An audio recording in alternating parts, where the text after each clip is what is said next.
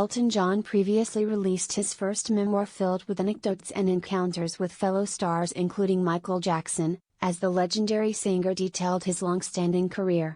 Sir Elton John recalled an incident where he found Michael Jackson playing video games with the 11-year-old son of his housekeeper, after inviting him to a dinner party with his future husband David Furnish. He said that Michael looked awful and wouldn't eat anything served at the party, or anything served by his own chef.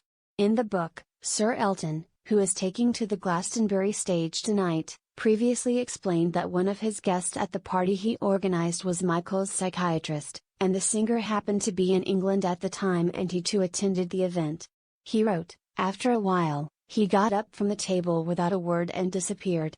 We finally found him, 2 hours later, in a cottage on the grounds of Woodside where my housekeeper lived. She was sitting there, watching Michael Jackson quietly playing video games with her 11-year-old son. For whatever reason, he couldn't seem to cope with adult company at all." The tiny dancer hitmaker addressed the moment in his memoir, Me, which was released on October 15, 2019. In excerpts taken from the book, the musician revealed he first met the king of pop when the late star was just 14 years old.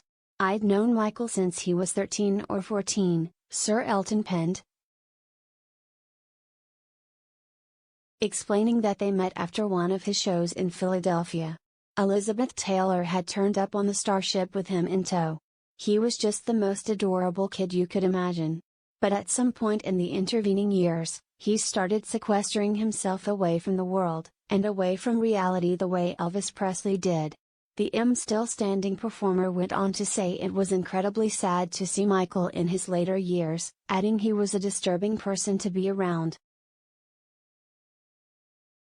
Elton added, "God knows what was going on in his head, and God knows what prescription drugs he was being pumped full of, but every time I saw him in his later years I came away thinking the poor guy had totally lost his marbles. I don't mean that in the light-hearted way.